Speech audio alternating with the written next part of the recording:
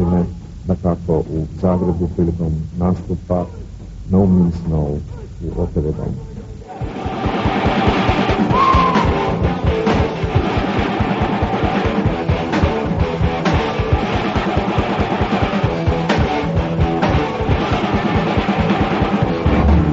I ekskluzivni intervju sa grupom No Means No. Aleksandar Dragaš za ritmicu razgovarao je sa No Means No tijekom njihovog boravka u Zagrebu prije nastupa u OTV domu. No Means No u Zagrebu u mjesecu rujnu 96.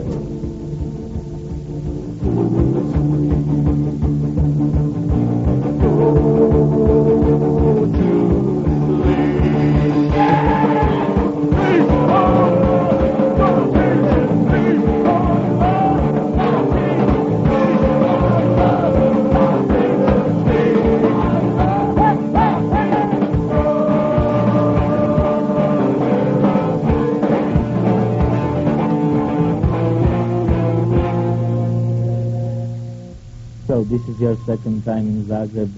Last time you were here in 1990. Basically, what happened in these 6 years with the band, and how do you feel now for the second time in Zagreb? Well, lots has happened in the last 6 years. We've been very busy. Our guitar player at that time has now left the band, and we have a new guitar player and another drummer. It's our other drummer over here. That's Ken. Yeah. And this is our other new guitar player, Tom. These fellas joined forces with my brother and I, Rob, my brother, and I'm John, in 1993. And we have since done, well, my brother and I did an album in 1992, and then we put 2 more CDs out. So we've had 3 CDs since then, and we've began touring again in 1994 and have traveled around. We started another band called the Hanson Brothers, which we released 1 album on Alternative Tentacles, and we are now going to be releasing a new CD this October, I guess. And well, unfortunately, we missed Zagreb a few times. The troubles of this part of the world interfered with music and touring. So we even missed Ljubljana in 1991, I think, because it was just kind of dodgy. We did not want to get caught in the crossfires. Come on in! Jump in the bar! What's that you say? We got a guarantee! Let's rock right on!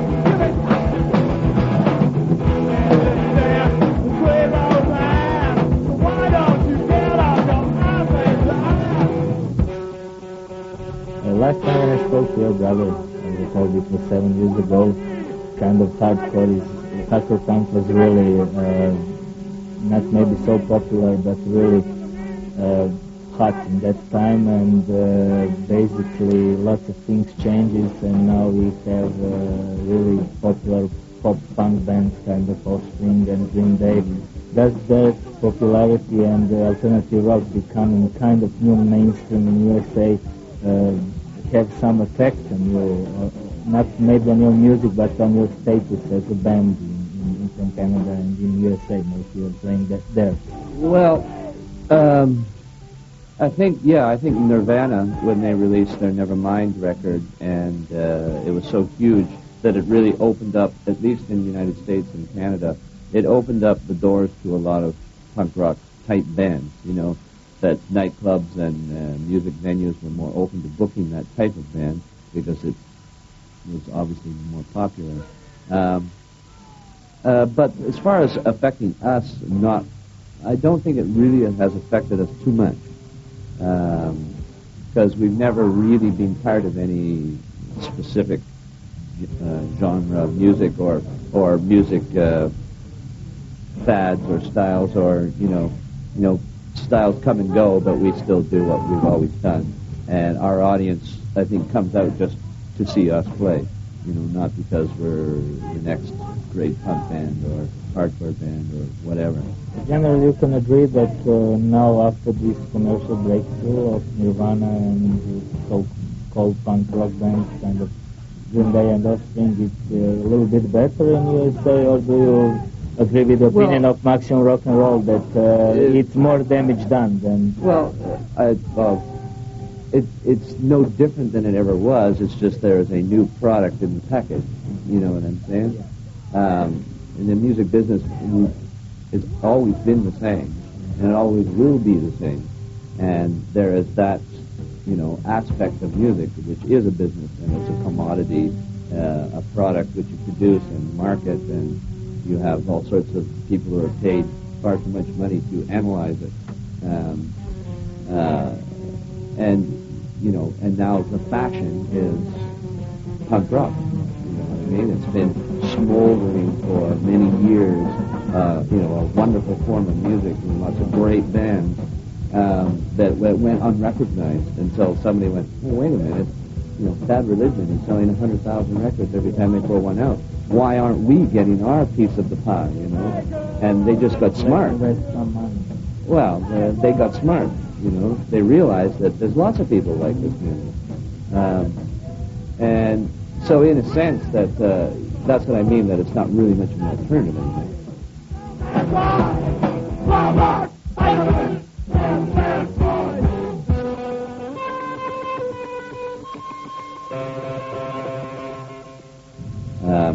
But to me, it's never amounted to much. I've never cared how a band has put itself out. Like Sex Pistols and the Ramones. I mean, they're all major label bands. Yes. And that was it. That's all there was.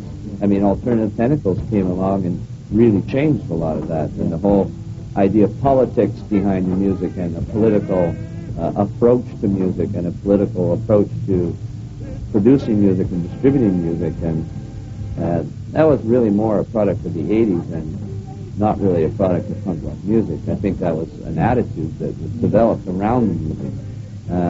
But for me, I approach the music strictly from a musical sense. And I like to put out, Alternative Tentacles has always been a very good choice for us. But it's never really mattered to me so much, what label a band is on, that sort of thing. It's not, the whole politics is irrelevant to the value of music. Not that politics is irrelevant at all, but to me, it's not, it's apples and oranges at times. Those people that can do music and politics at the same time well is a great combination. But it's not necessary.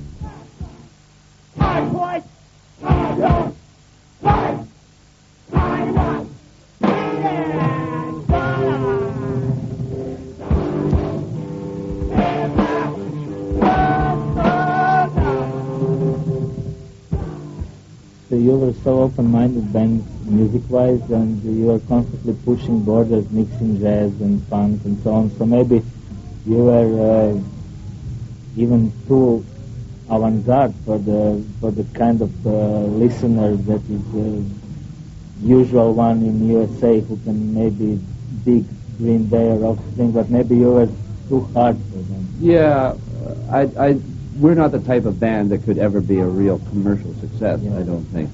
Our music is a little too off the wall at times, and definitely it's not the kind of music that's just simply there to be on the top of your head.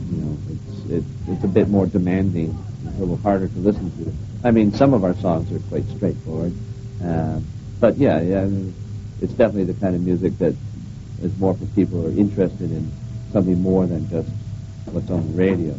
I don't think we'll ever get swept into that the sort of commercial popularity that's going along with the bands of our ilk. We do fine. I mean, we have, in Slovenia or in Ljubljana, we always have big shows. In Zagreb, it looks like it'll be a big show tonight.